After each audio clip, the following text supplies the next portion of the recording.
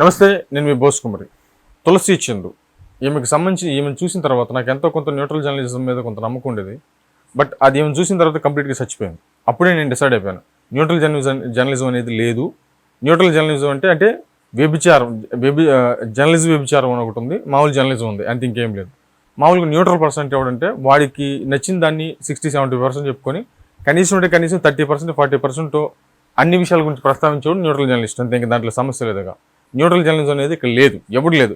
చివరికి ప్రొఫెసర్ నాగేశ్వరరావు కానీ లేకపోతే ఈ జర్నలిస్ట్ సాయి కానీ, ఈ జర్నలిస్ట్ సాయి అయితే మరీ విచిత్రం.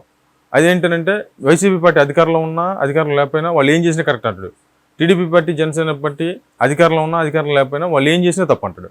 ఇంకా అదేం జర్నలిజం అదేం వ్యవహారమో తెలియదు. సరే, ఓకే, రైట్, ఎవడు పర్సనల్ ఖర్చు ఆడుకుంటే తీసేసేయండి.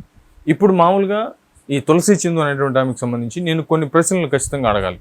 ఎందుకంటే ఈమె రావణ్ అనేటువంటి ఒక రాక్షసుడికి, ఒక పనికిమాలిన వెధవకి ఆమె చేసేటువంటి సపోర్ట్ నిజంగా ఒక రకంగా చెప్పాలంటే, ఆయన పనికిమాలిన వెధవని ఎందుకు తిట్టానంటే, అంతకంటే పదం ఇంకా చాలా పదాలు ఉంటాయి, కానీ అంతకంటే గొప్ప పదం నాకేం దొరకలేదు. పనికిమాలిన వెధవ, ఇంక సమస్య లేదు దాంట్లో. అలాంటి వ్యక్తికి ఈ పనికిమాలిన విధానానికి సంబంధించినటువంటి మొత్తం పరిస్థితులకి ఏమెందుకు సపోర్ట్ చేస్తుందో అర్థం కావట్లేదు.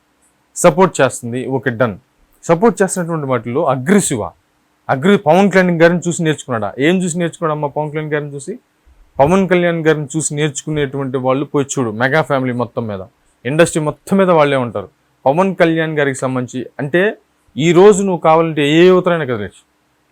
పవన్ కళ్యాణ్ గారు వెళ్ళేటువంటి మార్గం, ఆయన ఎదుగుతున్నటువంటి తీరు, ఆయన ఓర్చుకున్నటువంటి విధానం, ప్రజలకు చేసేటువంటి సేవ, పేదలను ఆదుకున్నటువంటి విధానం, అంటే ఒక రకంగా చెప్పాలంటే ఒక సంకల్పం, ఒక దాన్ని నమ్మిన దానికోసం ఎలా నిలబడాలి, ఎన్ని కష్టాలు వచ్చినా కూడా ఎలా నిలబడాలి, చివరికి కుటుంబాన్ని, తన కుటుంబాన్ని, తన పిల్లల్ని కూడా తిట్టించుకున్నాడు కదమ్మా. చివరికి అసలు విపరీతమైనటువంటి కష్టాలు పడ్డాడు. అయినా కూడా మొక్కువని దీక్షతోటి ఒక మనిషి అనుకున్నటువంటి ఆశయాన్ని ముందుకు తీసుకువెళ్ళాలి అనేటువంటి సంకల్ప బలం ఏదైతే ఉందో అది చూసి నేర్చుకోరమ్మా.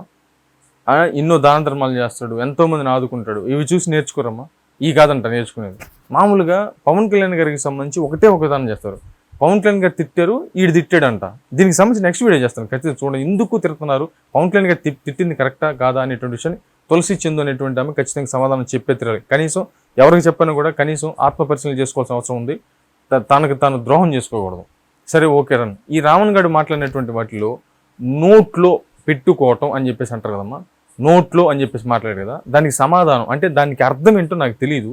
ఈ ప్రకాష్ రాజ్ అనేటువంటి ఒక అతను, ఈ ప్రొఫెసర్ నాగేశ్వరం అనేటువంటి ఒక అతను, ఈ తులసి చెందినటువంటి ఆమె, లేకపోతే మిగతా వాళ్ళు. ఇప్పుడు తులసి చెందినటువంటి ఆమె పోలీస్ కంప్లైంట్ ఇవ్వలేదమ్మా. మరి ఇప్పుడు పవన్ కళ్యాణ్ గారు వెళ్ళి పోలీస్ కంప్లైంట్ ఇస్తే తప్పేంటమ్మా? బట్ ఒకటైతే క్లారిటీ, ఇలాంటి సో కాల్డ్ వాళ్ళు ఉన్నందువల్లే సమాజం సర్వనాశనం అయిపోతుంది.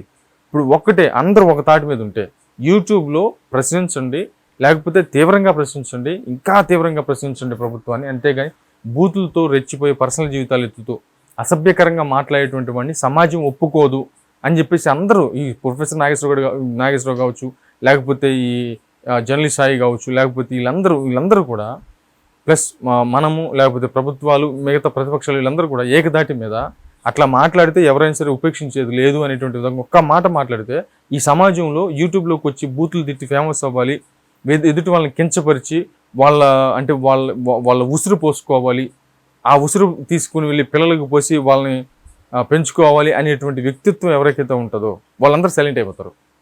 అలా కాకుండా ఇలా ఎంకరేజ్ చేసుకుంటూ పోతే ఏంటమ్మా అర్థం? సరే, ఇవన్నీ తీసేసేయండి.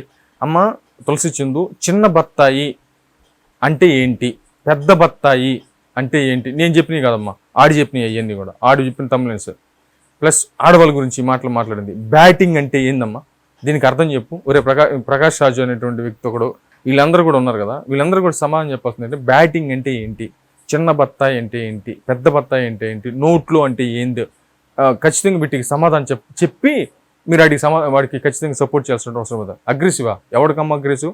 దేనికమ్మా అగ్రెసివ్? రూపాయి నయా ఉపయోగం లేనటువంటి అగ్రెసివ్ దేనికమ్మా? దేనికి చెప్పండి? ఏదైనా ఎవరినైనా ఓర్పుతో అగ్రెసివ్ ఓకే, ఎక్కడ అగ్రెసివ్ అంటే దాన్ని ఏమంటారంటే, పవన్ కళ్యాణ్ గారు మాట్లాడారు చూసారా, ఏది ధర్మాగ్రహం అంటారు దాన్ని. ఇది ధర్మాగ్రహమా? ఇది నీచాగ్రహం అమ్మా. ఇది అంటే దొడ్డిదారులు ఎదగాలనేటువంటి నీచాగ్రహం. దీనికి మీరు సపోర్ట్ చేస్తున్నారంటే మీ క్యారెక్టర్ ఏంటి, మీ విధానాలు ఏంటి, మీ పరిస్థితులు ఏంటి అనేటువంటి డౌట్ ప్రతి ఒక్కరికి కలుగుతున్నటువంటి పరిస్థితులు ఉన్నాయి. ఆడవాళ్ళే తిడుతున్నారమ్మా. నేను ఒకసారి ఆత్మపరిశీలన చేసుకో. ఆడవాళ్ళే నీచంగా తిడతాను నేను. బట్ ఒక రకంగా చెప్పాలంటే వీటన్నిటికీ నీకు అర్థం తెలిస్తే దయచేసి మరి తెలియవచ్చేటువంటి విధంగా ఒక వీడియో చేస్తామో చూద్దాం.